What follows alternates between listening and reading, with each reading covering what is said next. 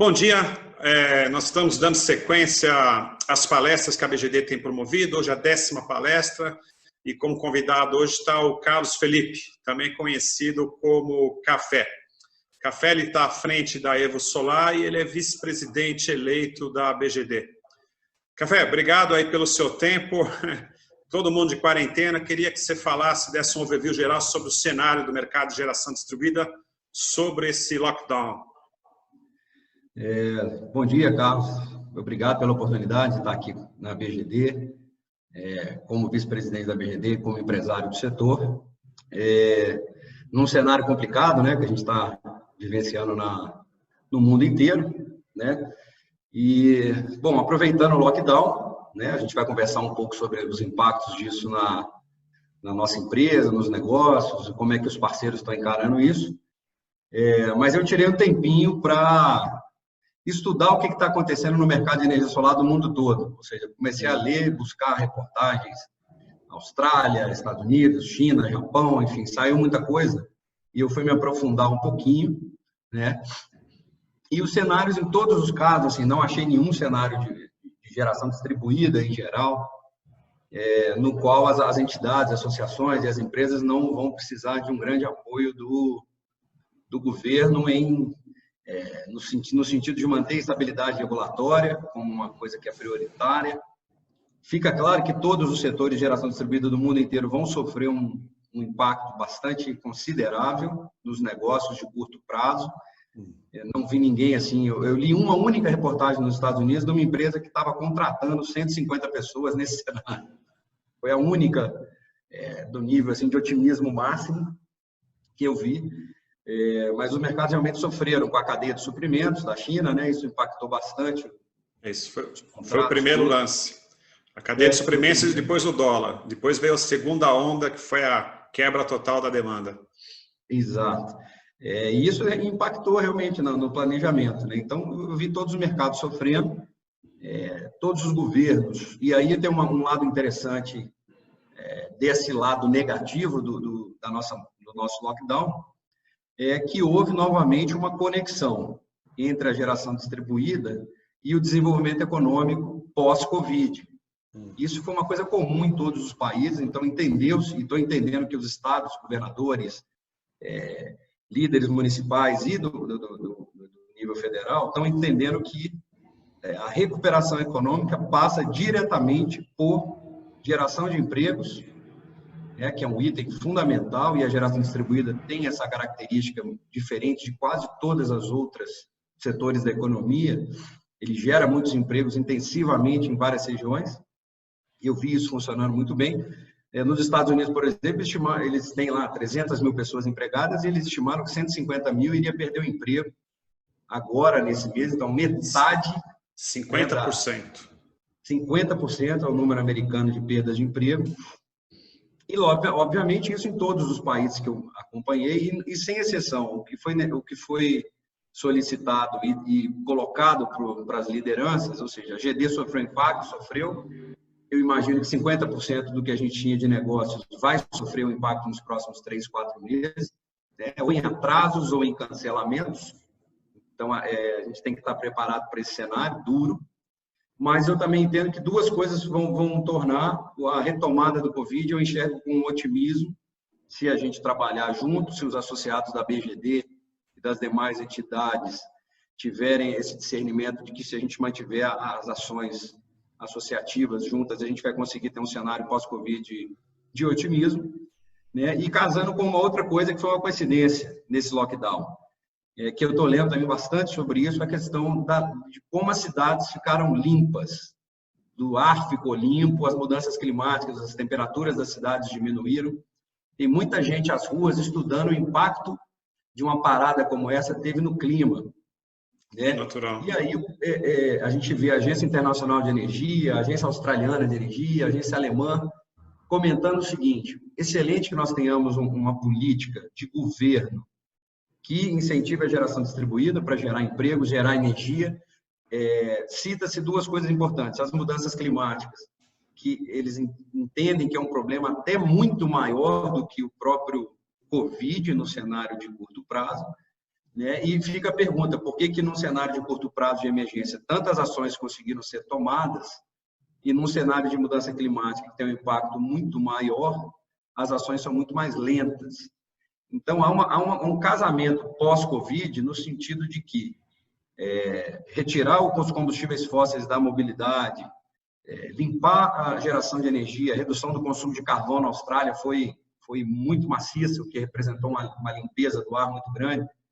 Tudo isso deixa um sinal de que a geração distribuída vem com uma geração de empregos muito maior no pós-Covid, se a gente tiver as políticas adequadas, e isso casado com os impactos que o Covid teve positivo, que é exatamente identificar que o clima melhorou, né, e a gente precisa se mobilizar para dar resiliência ao combate às mudanças climáticas, dar resiliência à rede elétrica.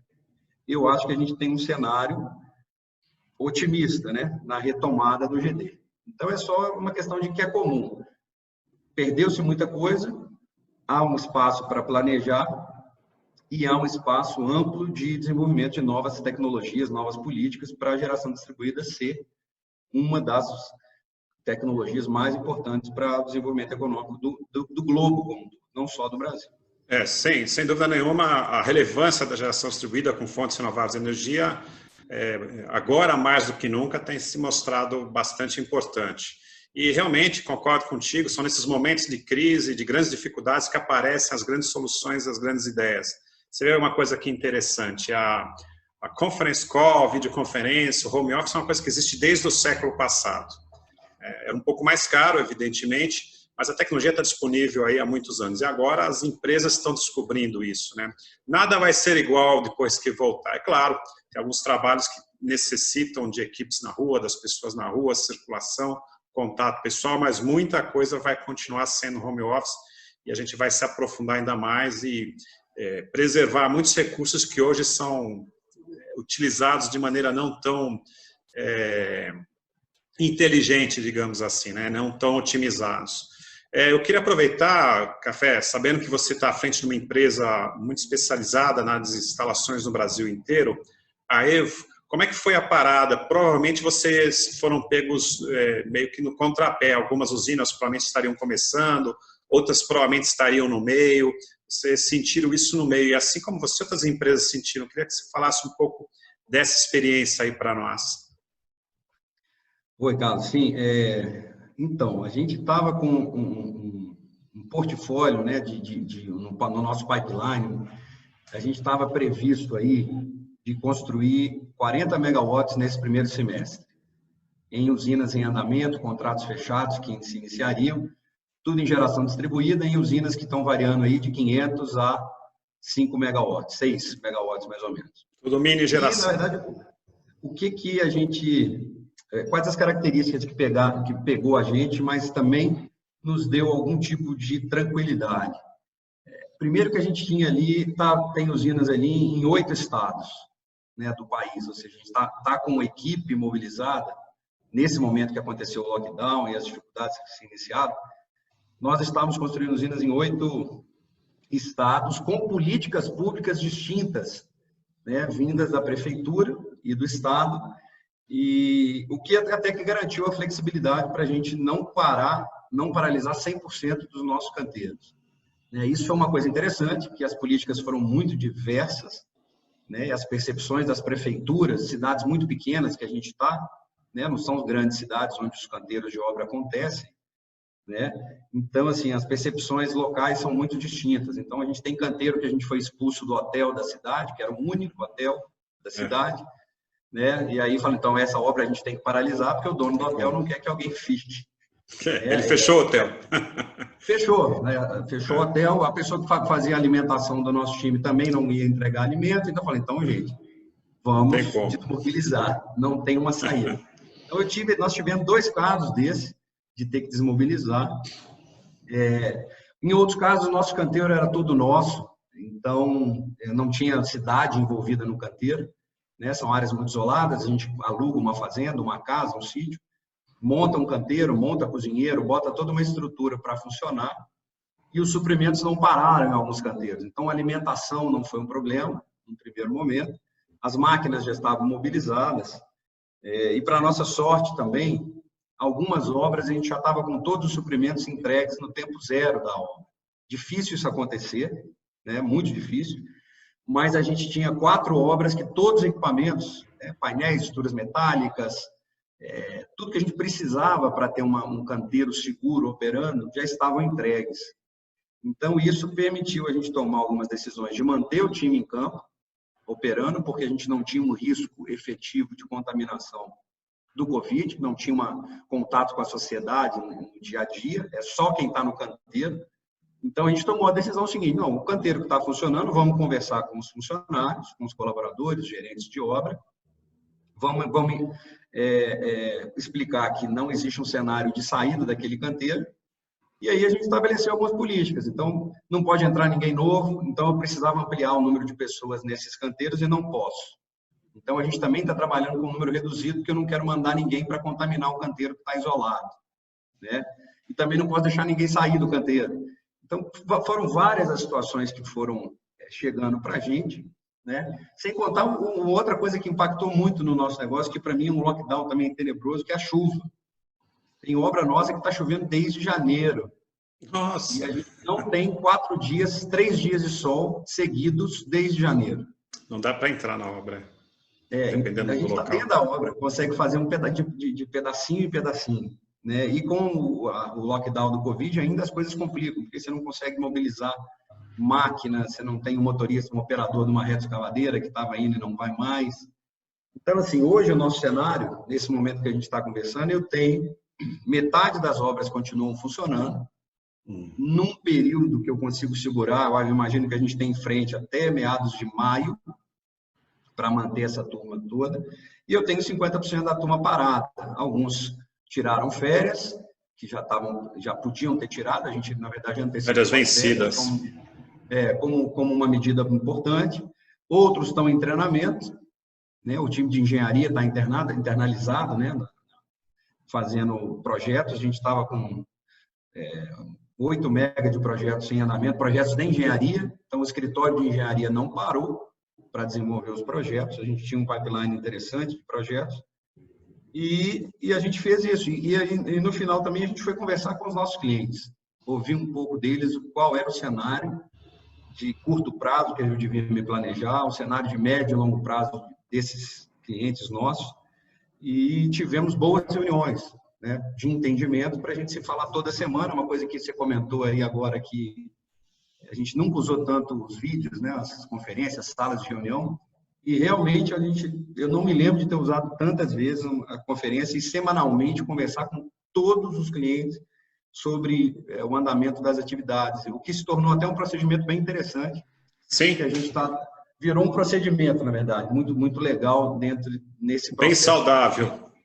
Muito saudável. Uma rotina saudável. E a última coisa que a gente tinha de entendimento era como é que isso impactar emocionalmente nos nossos funcionários. A análise emocional e a conversa emocional com eles é fundamental. Eu parto do pressuposto que eu gosto de conversar e ter uma relação pessoal com todos os funcionários, entender a vida de cada um dos nossos colaboradores, desde o instalador nível 1 até o engenheiro. E, em alguns casos, eu tive que fazer conversas pessoais, inclusive, falando: cara, você não pode voltar para casa agora, por motivos de você não tem como ser transportado daí, não tem ônibus que sai daí mais, não tem avião saindo. Então, por sorte, o nosso seguro de vida também, eu acho que eu tinha comentado contigo, previa também um auxílio de psicologia, né, para os funcionários. Então, a gente tem alguns que vão utilizar e estão utilizando um aconselhamento para segurar as ondas longe de casa, né? Muita gente longe da esposa, longe dos familiares. Justamente isso também criou um outro cenário para a gente. Então, foi bem interessante assim, o desafio. Obviamente, estou muito preocupado com o médio prazo, ou seja, excelente que eu consiga lidar com o curto prazo de uma forma juridicamente adequada, financeiramente adequada, mas no médio prazo a gente ainda não tem um sinal 100% positivo do que vai acontecer. Se terão novos negócios no médio prazo, se em junho a gente vai ter negócio para fazer ou não. Então, isso tudo ainda é um processo que eu acho que a gente vai ter que conversar daqui a um mês de novo aqui para atualizar. E acho que todo mundo está nessa. Ninguém sabe.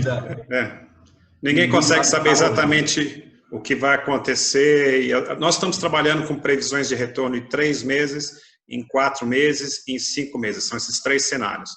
Mas, de acordo com as informações que a gente tem recebido, a gente tem acompanhado diariamente isso e ninguém tem convicção, certeza absoluta como é que vai ser o retorno e quando vai ser. Mas, mesmo assim, nós montamos os nossos cenários. Até aproveitando, Café, sabendo que você tem toda essa experiência de entrada, de saída, e metade, pelo que eu entendi, você está mantendo ainda metade das obras por um certo período curto. Com toda essa sua experiência, o que você sugere para as empresas que estão trabalhando, como é que elas fazem para retomar? Vamos supor que a gente retome todas as atividades em 3 meses. O que a Evo sugere para essas empresas, os procedimentos, para elas se prepararem para o retorno daqui a 3 meses? Carlos, assim, a gente está tentando conversar com todos. Acho que a primeira ação é conversar com todos os envolvidos. Com um diálogo muito aberto, muito transparente, até muito diferente, às vezes, do que, em geral, no dia a dia a gente toma, porque às vezes a vida está muito corrida, né? E você não para dialogar de uma forma muito clara com as coisas, muito rápido. Então, eu acho assim, a primeira coisa que a gente tomou como ação foi abrir uma linha de diálogo constante, diária, com os nossos colaboradores internos e com todos os nossos parceiros. Isso acho que é uma forma de cada um se proteger e construir um plano de recuperação. Eu acho que isso faz parte do nosso DNA também. A gente tem um DNA de ter uma relação muito próxima com as pessoas, então isso é uma coisa que é uma diretriz nossa. Outra coisa foi assim, vamos reter e vamos trabalhar com o nosso caixa, com o que a gente tem. Obviamente, nem toda empresa tem um caixa, um planejamento de caixa que dê uma sustentabilidade. Para nós é muito apertado, né? A gente hoje está falando de umas 120 pessoas conectadas a nós diretamente, trabalhando conosco, né? Mas a gente reuniu com todo mundo e falou, pessoal, nós vamos precisar apertar um pouco, controlar um pouco o caixa no curto prazo. Então, vamos fazer alguns acordos com fornecedores, com parceiros terceirizados, com os funcionários. A gente pegou um aconselhamento jurídico, eu acho que é uma das ações importantes que toda empresa deveria fazer, é conversar com o escritório de jurídico. Então, a gente conseguiu agora uma questão de isenção de PIS e COFINS, o escritório acabou de mandar para mim de manhã, que a gente pode não pagar os impostos agora, nesse momento. Já era um adiamento, né? Na verdade, não paga agora, mas paga lá para frente. Não pagar imposto é uma coisa que no Brasil, dificilmente. Mas pelo menos adiar, né? Então, a gente teve um adiamento de mais impostos, né? A gente é uma empresa de lucro presumido, então tem o imposto trimestral que entra agora em abril, que é uma porrada, né? Então a gente fica desguarnecido de caixa. Então, uma outra coisa que eu falaria para as empresas é tentar se informar melhor juridicamente. É o melhor momento para procurar um amparo jurídico.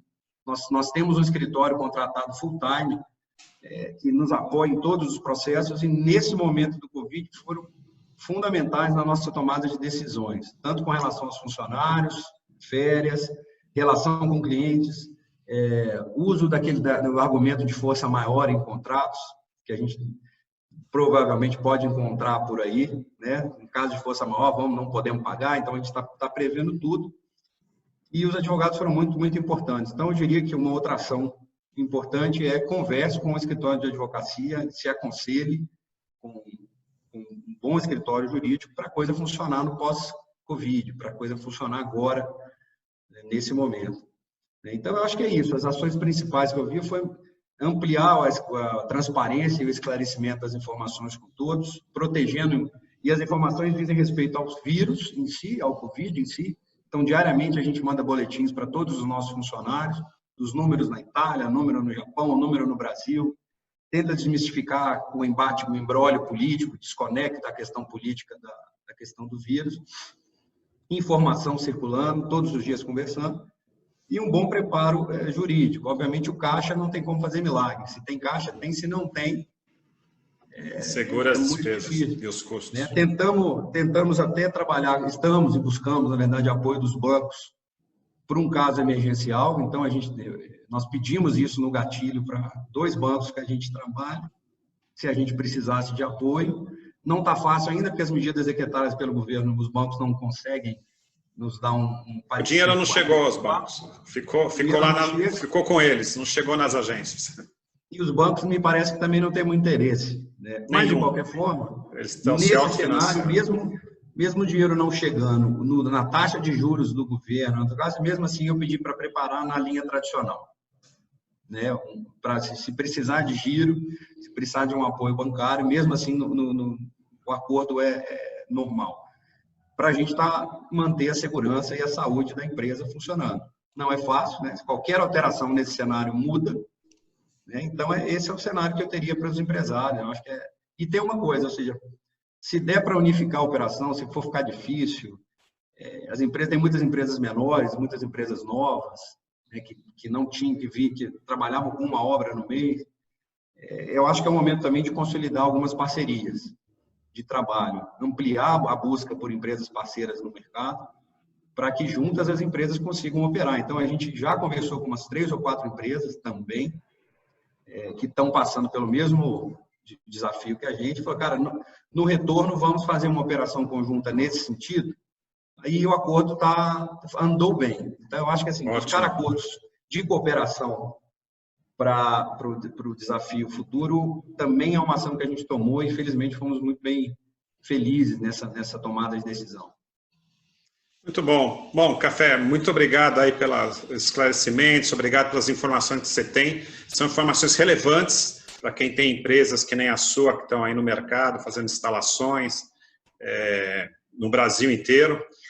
Parabéns por todo esse trabalho que você está desenvolvendo. Eu sei que você desenvolve também um trabalho forte de treinamento, capacitação. Além de vice-presidente da ABGD, você está à frente na área de certificação do montador fotovoltaico, certificação das instalações, certificação das empresas. São assuntos bastante complicados. Ontem você estava comigo lá na reunião com o ministro de Minas e Energia. Obrigado pelo apoio. E espero que a gente rapidamente faça o nosso encontro pessoalmente, tudo bem, e supere toda essa fase do mercado. A gente se fala em breve novamente. Obrigado pela oportunidade, muito bom. É importante, eu sinto uma falta incrível da gente encontrar pessoalmente com as pessoas e brindar e celebrar os encontros. E talvez seja a parte mais divertida do retorno, seja a gente se reencontrar e espero que a gente possa rir. Vamos dar festas. Serenidade e tranquilidade. Com certeza. Obrigado por tudo aí. Um abraço, pessoal. Eu que agradeço, Café. Um abraço. Até mais. Tchau. Tchau.